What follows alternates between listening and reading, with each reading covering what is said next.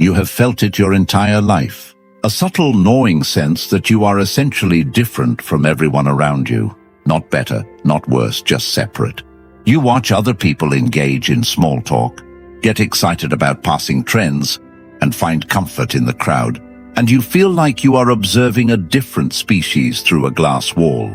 You mimic their behaviors to blend in, but inside there is a static, a disconnection.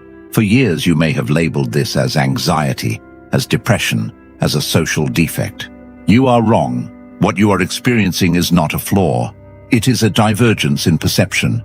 Robert Greene, through his study of power, human nature and social masks, spent years dissecting the outliers, the individuals who possess a psychology that refuses to fit into the geometry of the mass mind. He would frame this as the path of self-mastery and strategic independence. If you are watching this, you are likely one of the few who has inadvertently stepped onto this path. It is a lonely road. It is a difficult road, but it is the only road that leads to a genuine self. By the end of this video, you will understand why your isolation is not a defect, but a qualification for a level of existence most human beings will never reach. Before we dissect the signs, you must understand the environment you are living in. Robert Greene has repeatedly shown that the majority of society lives in a state of unconscious participation. They are not truly directing their lives. They are being directed by the collective. They download their values, their fears, and their desires from the crowd. They are safe. They are warm. They are asleep. You are awake. And because you are awake in a world of sleepers, you unsettle them and they drain you. The rare personality is not rare because it is special. It is rare because the psychological price of maintaining it is so high that most people collapse trying to pay it. It requires you to hold tension, to face darkness, to walk without a map.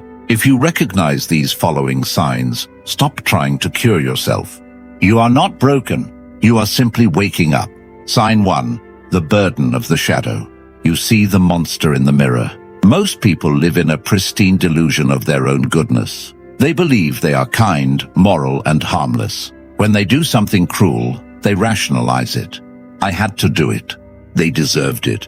They project their own capacity for darkness onto others. The corrupt leader, the criminal, the enemy. You cannot do this. The first sign of the rare Robert Greene type is that you are painfully, almost surgically aware of your own capacity for darkness. Robert Greene has repeatedly shown that human beings are not as virtuous as they pretend to be. That beneath civility sits ambition, manipulation, envy, and hidden aggression. You understand this not as theory, but as personal reality. You know that under the right pressure, you are capable of cruelty, betrayal, and calculated strategy. You do not hide from these thoughts. You examine them. You sit with them at 3 a.m. This makes you heavy. It makes you serious. While others float on the surface of positive illusions and convenient morality, you are anchored in the deep reality of human nature. Consider the old story of the disciplined man who was asked why he seemed so controlled. He replied, "I am not pure. I simply keep my darker impulses on a shorter leash than most." The average person is a house with a polished exterior and a locked basement they never enter. You are the one who lives close enough to hear what is moving downstairs. This awareness creates a specific kind of distance between you and others. When someone tells you, "I would never do that," you look at them with quiet understanding. You know they probably would. They simply have not been tested yet. You understand that morality is not the absence of darkness. It is the management of it.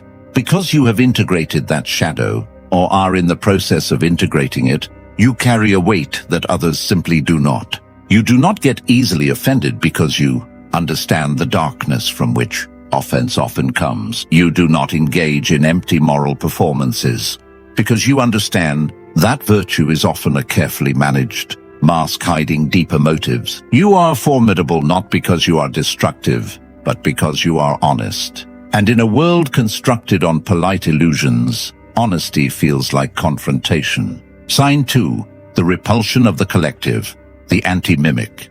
Look at the way a school of fish moves. They shift instantly in perfect unison without instruction. This is mass psychology in real time. It is a survival mechanism. To be in the center is to feel protected. To stand at the edge is to feel exposed. The second sign is that you possess a deep instinctive resistance to the center of the school. When a trend sweeps across society, your first reaction is suspicion. When everyone suddenly agrees on a political narrative, a financial craze, or a social movement, something in you recoils. You feel the need to step back and observe. Robert Greene has shown repeatedly that crowds amplify irrationality and suppress independent judgment. You are not oppositional for attention. That itself would be another form of dependence. You resist because your perception works differently. You see the strings. You see how quickly people exchange autonomy for comfort. This often manifests in your life as a history of walking away. You walked away from friend groups that became toxic. You walked away from jobs that demanded your soul. You walked away from ideologies that demanded blind faith. You have likely been called aloof, arrogant, or difficult. Let them call you that. The Greeks had a story about Cassandra, a priestess cursed to speak the truth but never be believed. She saw the fall of Troy before it happened, but the masses laughed at her. They wanted to believe the wooden horse was a gift. She knew it was a trap.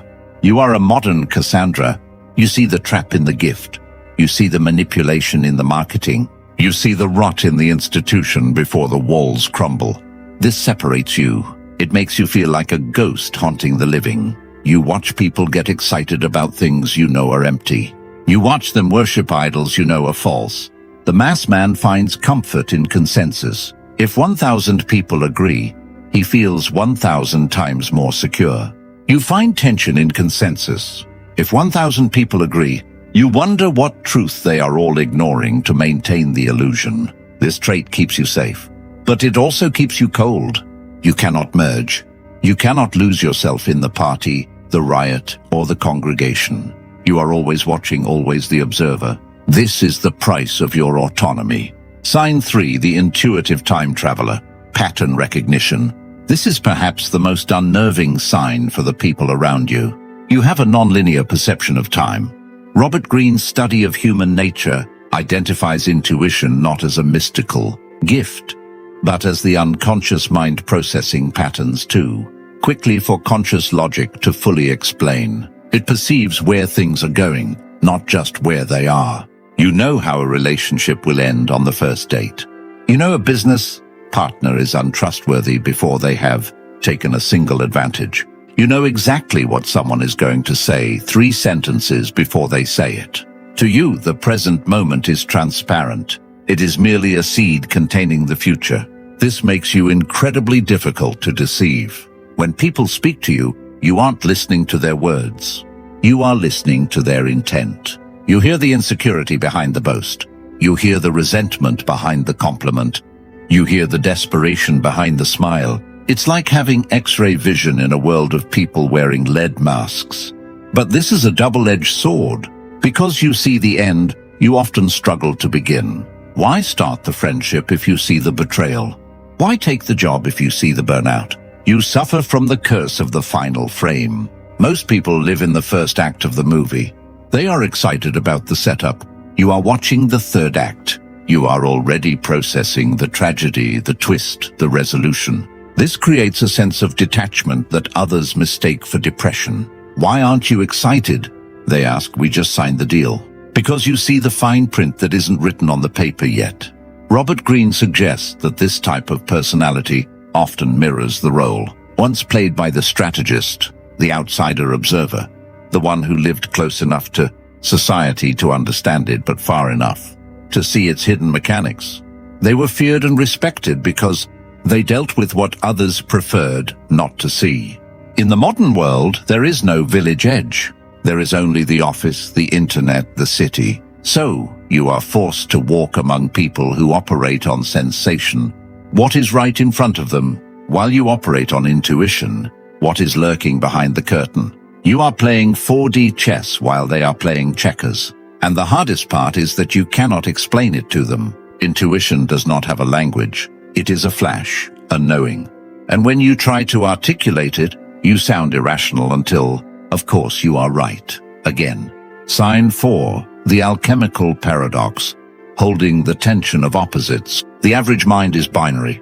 It likes black or white, good or bad, friend or enemy. It seeks to resolve tension by choosing one side and destroying the other. The rare personality is capable of something Robert Greene repeatedly highlights in human nature: the ability to hold contradiction without collapsing into simplicity. You contain multitudes. You are ruthlessly logical yet deeply emotional. You are scientifically minded yet drawn to the mystical. You crave solitude yet understand human connection better than the extroverts. You are a savage and a monk wrapped in the same skin.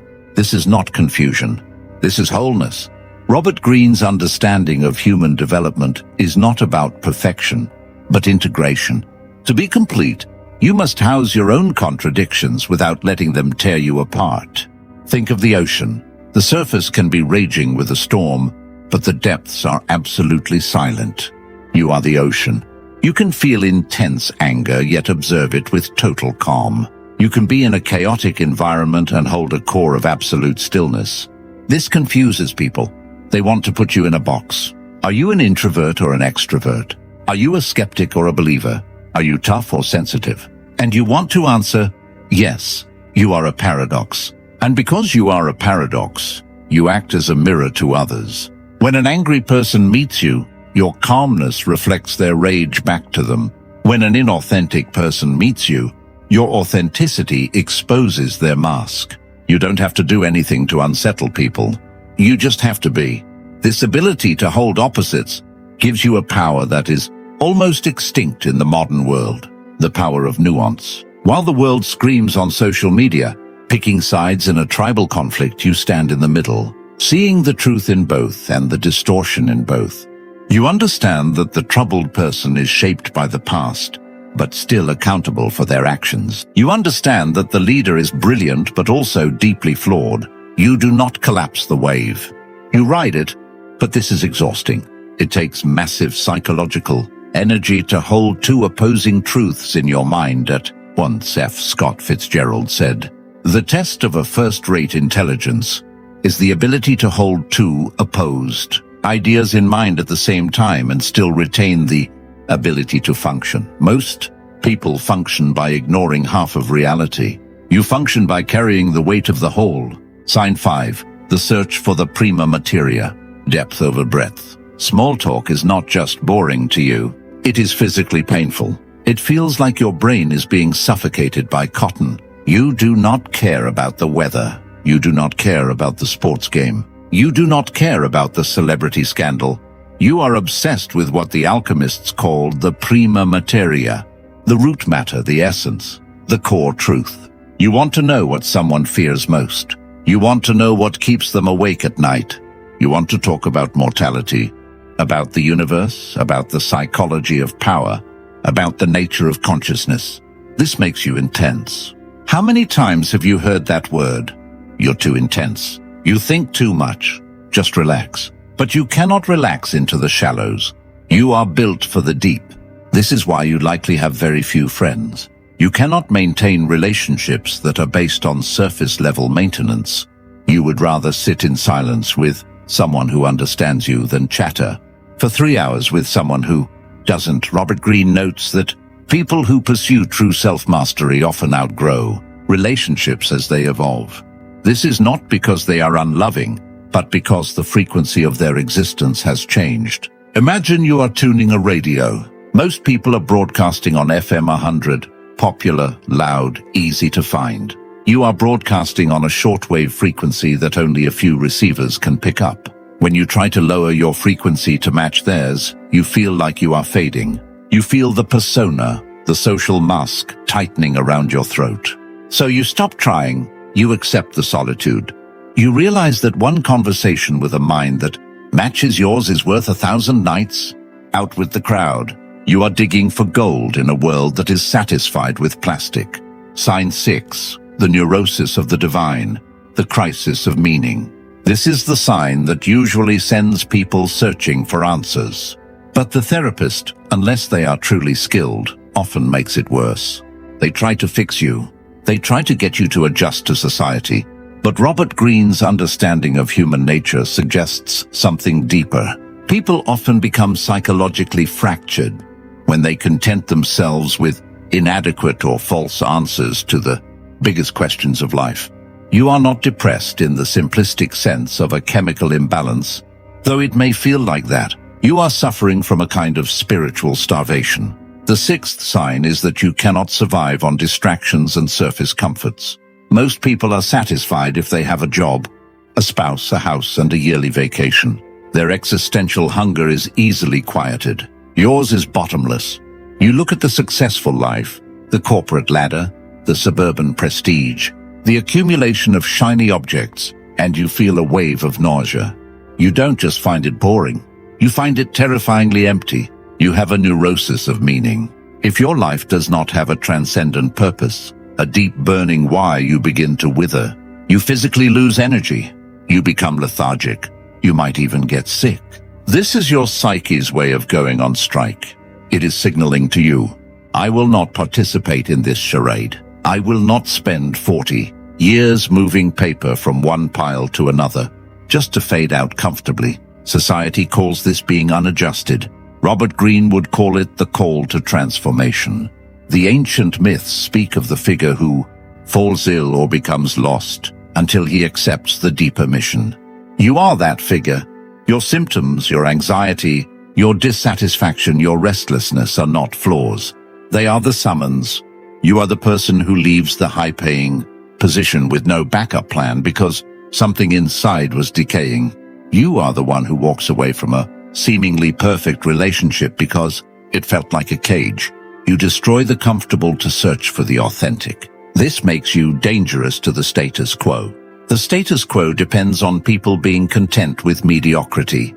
You are the disruption in the system because you demand meaning in a world that often only offers utility. Do not numb this hunger with alcohol, endless scrolling, or artificial stimulation. That hunger is your compass. It is pointing you toward the only thing that will ever satisfy you, the creation of your own path. Sign 7, the architect of synchronicity, the dialogue with reality. The final sign is the most difficult to explain to a strict rationalist, but you know exactly what I am talking about. You experience meaningful patterns that feel too precise to dismiss. Robert Greene's study of human behavior would frame this less as mysticism and more as the extraordinary pattern recognition ability of a highly observant mind operating beneath conscious awareness. You think of a person you haven't seen in 10 years, and they call you 5 minutes later.